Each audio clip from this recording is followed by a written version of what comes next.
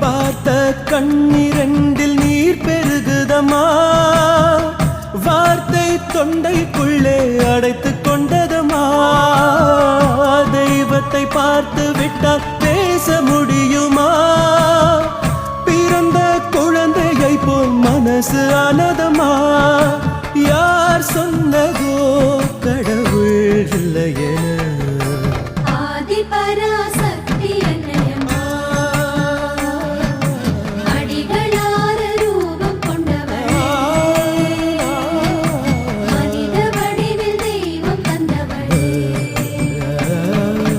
கண்டேனம்மா கடவுளம்மா, கடவுளோ மனிதனம்மா, மனிதனுக்குள் மகத்துவமா உணர்ந்து கொண்டே